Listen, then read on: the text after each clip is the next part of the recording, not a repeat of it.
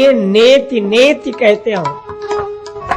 नहीं थी, नहीं थी, ऐसा भी नहीं और ऐसा भी नहीं।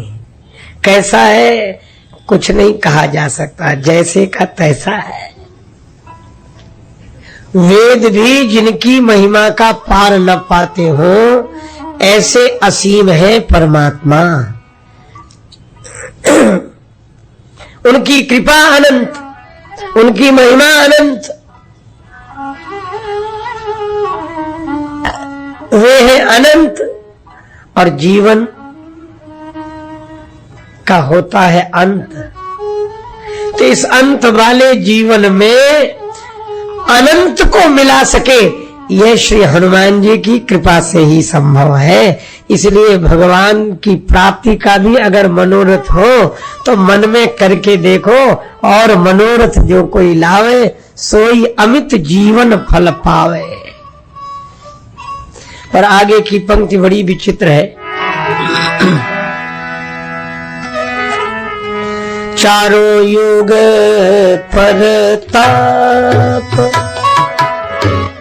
परताप तुम्हारा है प्रसिद्ध जगत उजियारा।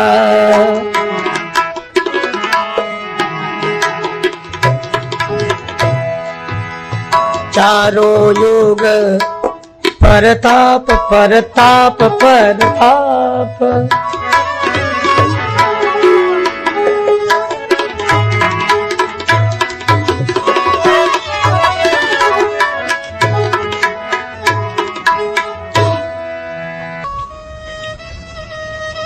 श्री हनुमान जी का चारों युगों में प्रभाव है, चारों युगों में। अब इस पर कई लोग आपत्ति प्रस्तुत करते हैं। उनका तर्क यह है कि राम जी का अवतार तो त्रेता में हुआ और हनुमान जी राम जी को मिले त्रेता में, और राम जी के अवतार के साथ ही हनुमान जी का अवतार हुआ। तो सतयुग तो पहले चला गया था, तो हनुमान जी का चारों युगों में प्रभाव कैसे हुआ?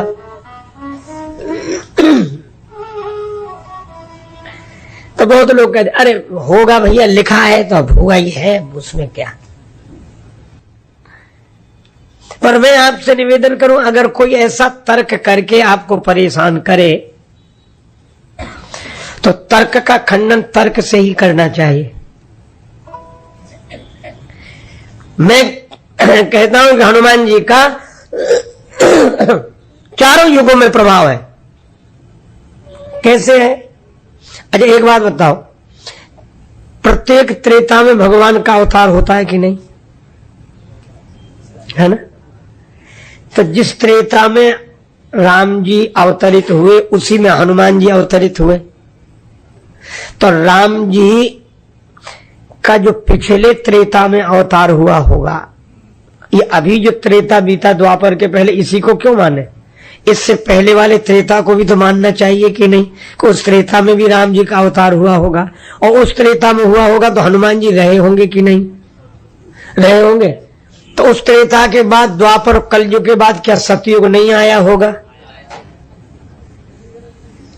तो कैसे ये नहीं मानते कि हनुमान जी का चारों युगों में प्रभाव नहीं?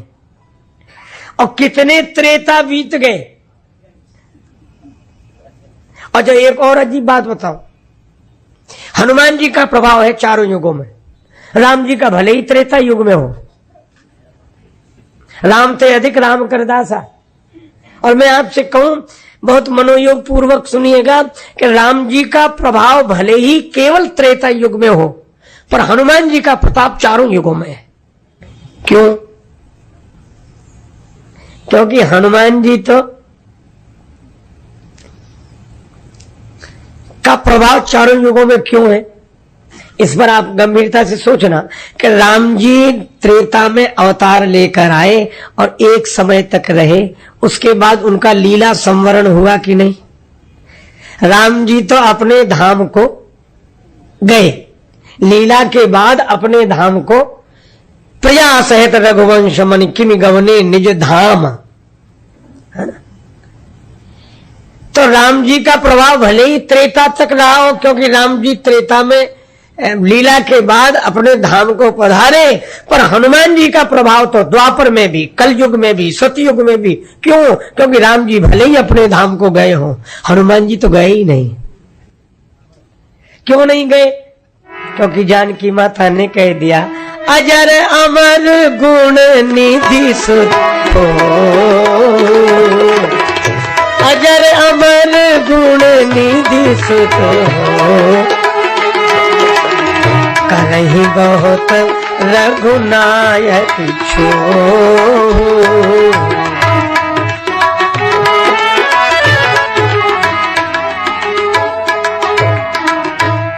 जानकी माता ने कहा, हनुमान जी तुम अमर हो। तो जो अमर है वह प्रत्येक युग में है, इसलिए चारों युग प्रताप तुम्हारा। और दूसरी बात, जब हम लोग ये मानते हैं शंकर सुवन केशरी नंदन, हनुमान जी शंकर जी के ही रूप हैं, तो क्या शंकर जी का प्रभाव सतयुग में नहीं है? इस दृष्टि से भी चारों युग प्रताप तुम्हारा। अच्छा, एक और दृष्टि है। वह दृष्टि यह है, आजकल लोग युग की शिकायत करते हैं, कल युग है, जमाना बहुत खराब है। कुछ लोगों की आदत होती सिवा खराब के कुछ बोलते ही नहीं, जो बोल बहुत खराब है, जमाना बहुत खराब है जमाना। एक आदमी आया मेरे पास, न भगवान की बात करे, न भजन की बात करे, न भक्ति की बात करे, न कोई उत्साहवर्धक बात करे, जमाना बहुत खराब जमाना। अरे उनके भैया हो गया, अब भजन कर। बोला नहीं, जमाना बहुत खराब, जमाना बहुत खराब है। तो जब हम उसकी बात सुनते सुनते ऊब गए, खीज हुई, तो हमने कहा जब सुन। बोला जमाना बहुत खराब है। हमने कहा तुम हमें ये बता दो जमाना कब अच्छा था। अच्छा आप विचार करना। बोले कलयुग में अनाचार अत्याचार बुरे लोग बहुत हैं, इसलिए जमाना बहुत खराब है। हम कहते एक बात विचार करो, ये हिरण्याक्ष हिरण्यकश्यप कलयुग में हुए, रावण कुंभकर्ण ये कलयुग में हुए क्या? कंस शिशुपाल, और इनके अत्याचार कम है? इनके अत्याचारों की कहानी सुनकर आज भी हृदय दहल जाता है। रावण और कुंभकर्ण का अत्याचार,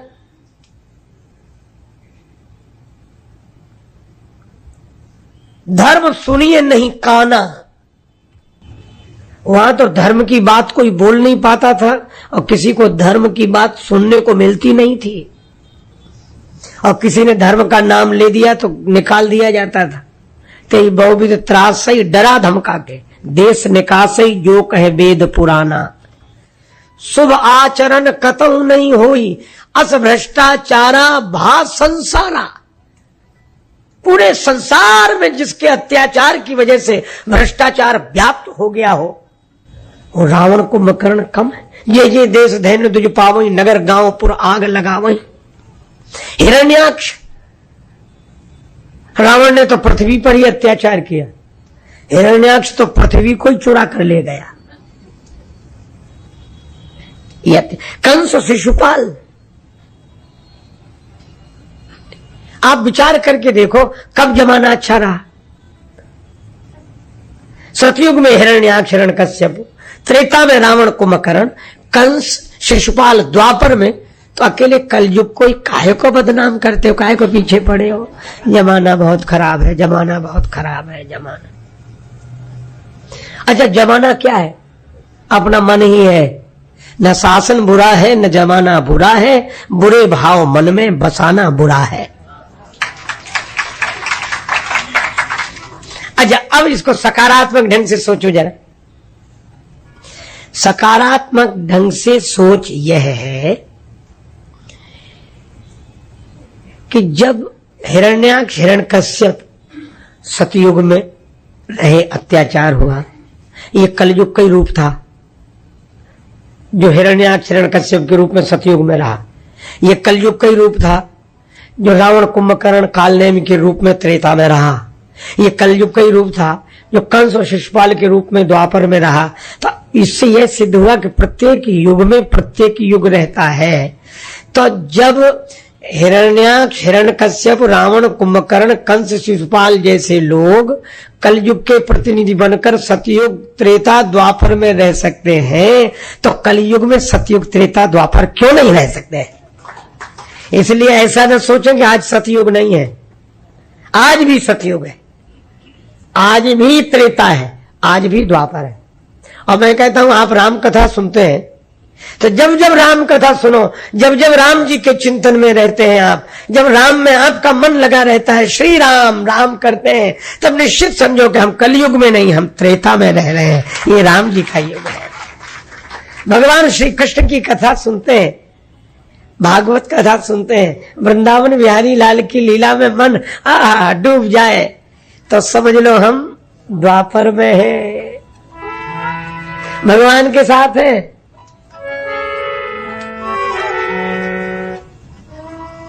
और अगर आत्मचिंतन करें, ब्रह्म ध्यान में डूबे, तो ये समझ लो कि हम सतयुग में हैं। कृतयुग सब जोगी विज्ञानी,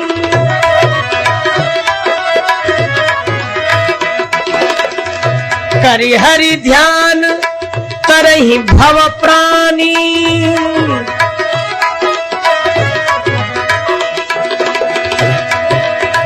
त्रेता विविध जग नर करहि,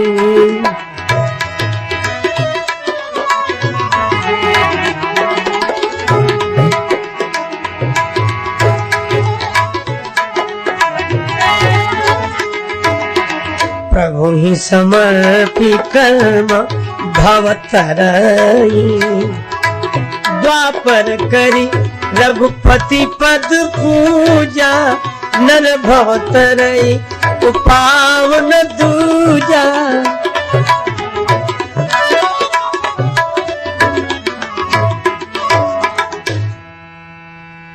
अब आया कलयुग, नहीं कलि कर्म न भगति विवेकु, राम नाम अवलंबन एक। सतयुग में दृढ़ योग ध्यान से विमुक्ति नर पाता, यज्ञ और तप के द्वारा नर त्रेता में तर जाता, पूजा से मिलते प्रभु भैरव द्वापर परम निराला, और कली ने कहा तार दूं पल में जपे नाम की माला। इसलिए जब आत्मचिंतन करें, ब्रह्म भाव में रहें, तब समझ लो सतयुग में है। जब ऐसा मन में आवे, संसार स्वप्न माया, संसार स्वप्न माया, आनंद रूप अपना, संसार स्वप्न माया, आनंद रूप अपना।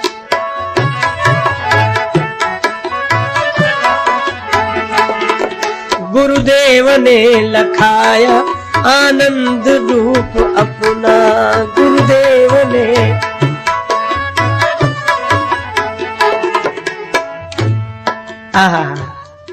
जब ऐसा लगे मनोबुद्ध्यंकार चित्तानि नाहं, चिदानंद रूपा शिवोहम शिवोहम।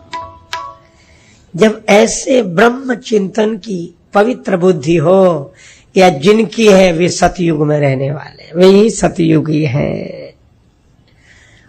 और जब यह लगे धन्य कौशिला धन्य केकई, धन्य सुमित्रा मैया, धन्य भूप दशरथ जी के आंगन खेलत चारू भैया, मीठी तो तुली रसीली प्रभु बानी लागे, प्रभु बानी लागे, माने मीठो मीठो सरजू जी को पानी लागे, सीताराम जी की प्यारी रजधानी लागे, रजधानी लागे, माने मीठो।